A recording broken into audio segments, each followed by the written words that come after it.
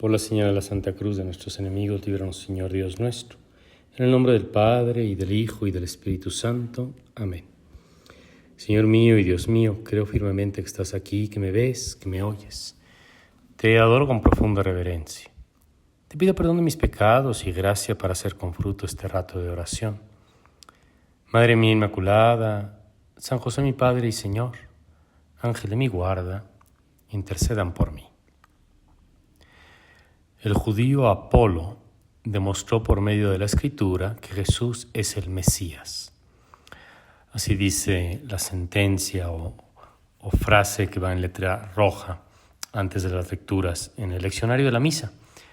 Hoy, sábado de la sexta semana de Pascua, cuando uno se dispone a leer la lectura de los Hechos de los Apóstoles, trae una especie de titulito en letras rojas que no se lee en la proclamación de la misa, pero que explica en síntesis lo que la Iglesia quiere resaltar en este día, en cada uno de los días. Y hoy resalta esto, que un judío natural de Alejandría llamado Apolo, hombre elocuente y muy versado en las Escrituras, demostraba por medio de las Escrituras que Jesús es el Mesías. El texto habla de la explicación o de la predicación que hacía este Apolo, que estaba instruido en la doctrina del Señor y que era ferviente de espíritu. El texto griego dice que le hervía el espíritu, como cuando el agua está en ebullición, y que disertaba y enseñaba con exactitud lo concerniente a Jesús, aunque no conocía más que el bautismo de Juan. Esta frase me hace pensar en los judíos que hoy actualmente, sin dejar de ser judíos, reconocen a Jesús como el Señor. Son los así llamados judíos mesiánicos. No se adhieren a la Iglesia Católica, no se bautizan, por decirlo así, en la Iglesia Católica, pero reconocen a Jesús como el Señor. Así andaba este Apolo, que reconocía a Jesús como el Señor, como el Mesías, pero solo conocía el así llamado bautismo de Juan, es decir, un tipo de bautismo que también los judíos conocen, un bautismo de penitencia, de conversión, como de quien se lava los pecados o reconoce sus culpas. Pero hay un gran salto entre este bautismo de Juan el Bautista o el bautismo de conversión o de penitencia con el bautismo de Jesús, propiamente el nuevo nacimiento.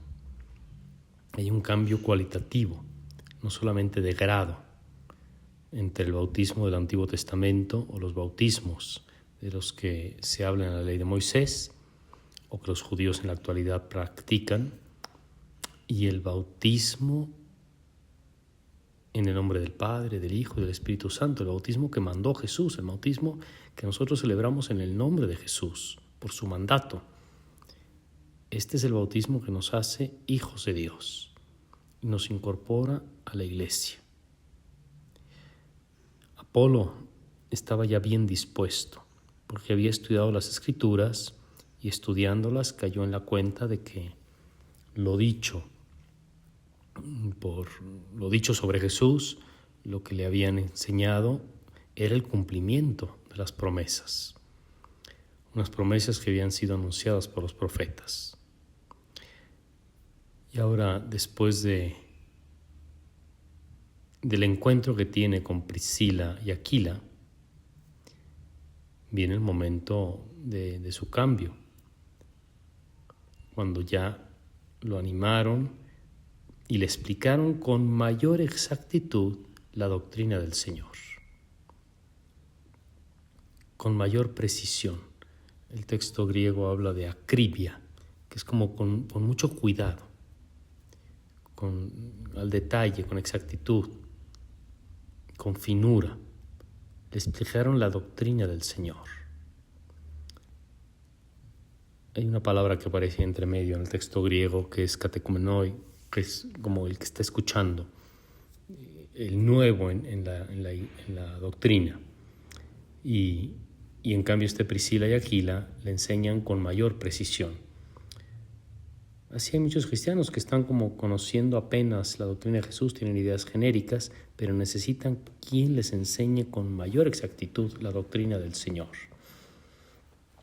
Una doctrina bien sintetizada en los evangelios, pero que luego necesita ser explicada, como aquel hombre servidor de la reina Candaces que venía leyendo el texto del profeta Isaías y necesitó que el diácono Felipe le explicase con exactitud a quién se refería ese pasaje. Uno no se hace cristiano por leer los evangelios y entender más o menos bien lo que ha leído. La nuestra, como dice el Catecismo de la Iglesia Católica, no es una religión del libro. Uno no se hace católico por leer un libro. Necesita maestros que te lo expliquen, que te expliquen con mayor exactitud la doctrina del Señor, la interpretación de la Biblia. No la puedes interpretar solito, por ti mismo. Los protestantes, especialmente los de la línea luterana, adoptaron como máxima lo que llaman ellos la sola escritura, que solamente basta el texto sagrado para ser cristiano. Que uno abre la Biblia, la lee y Dios te habla a ti y tú lo interpretas y lo que tú entendiste, eso es. Nosotros no decimos eso. Nosotros decimos que para ser católico necesitas que te expliquen el sentido del texto. Hay un magisterio. Y así es lo que le pasó a Apolo, que conocía las Escrituras, era capaz de mostrar que Jesús era el Mesías, pero no era católico. No había recibido el bautismo, no conocía con plenitud las Escrituras. Y conocerlas con plenitud es entrar en la vida que estas Escrituras dan, que la Iglesia te da, la vida. Recibir los sacramentos, alimentarse del cuerpo y la sangre de Cristo. Todo eso que estaba en Cristo vivo y que ha pasado a sus sacramentos. Y como explica San León Magno, pues los que vivieron con Jesús vivían, lo veían y escuchaban, ¿no? Y su fe, digamos que aterrizaba en las palabras que Jesús les decía, lo que escuchaban de sus labios. A nosotros el acto de fe en las palabras no recae en las palabras de Jesús que salen de sus labios, sino las de quienes los explican, que son las palabras de la Iglesia, de los maestros de la Iglesia. Para nosotros los maestros son los sucesores de los apóstoles cuando en conjunto explican las cosas. Y de hecho vemos cómo Priscila y Aquila actuaron muy bien después de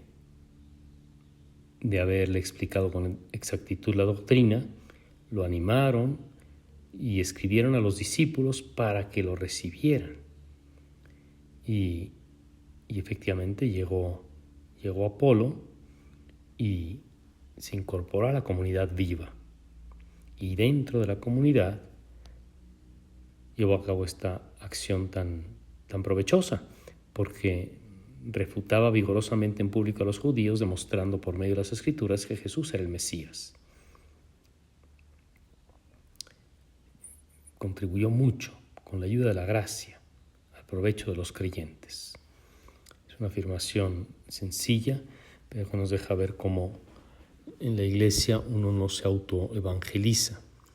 También a San Pablo le pasó lo mismo, tuvo un encuentro con el Señor, algo parecido. Tuvo un encuentro con Jesús en el camino de Damasco y luego tuvo que aprender de los hermanos, de los discípulos, de los apóstoles en la doctrina.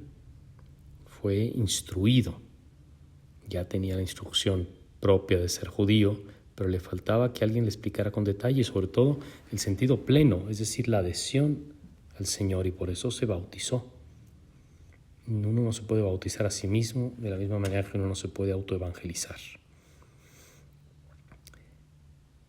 Vamos llegando hacia el final de los tiempos, del tiempo pascual, y también los Hechos de los Apóstoles nos van narrando cómo ya ha ido creciendo la Iglesia, gracias también a la predicación. Uno puede decir que en el origen de las iglesias, de cada una de las comunidades, está la palabra. Una palabra transmitida de boca en boca, como de mano en mano. Una palabra que nos ha llegado hasta nuestros días. El ejemplo de Apolo, que con ese hervor en el espíritu, con fervor de espíritu, disertaba y enseñaba, y que era hombre instruido, nos anima también a nosotros a leer con fervor las Escrituras, a estudiarlas y a ponerlas en práctica.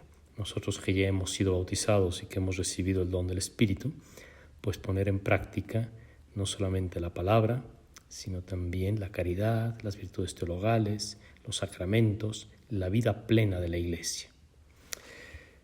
Te doy gracias, Dios mío, por los buenos propósitos, afectos e inspiraciones que me has comunicado en este rato de oración. Te pido ayuda para ponerlos por obra. Madre mía Inmaculada, San José, mi Padre y Señor, Ángel de mi guarda, intercedan por mí.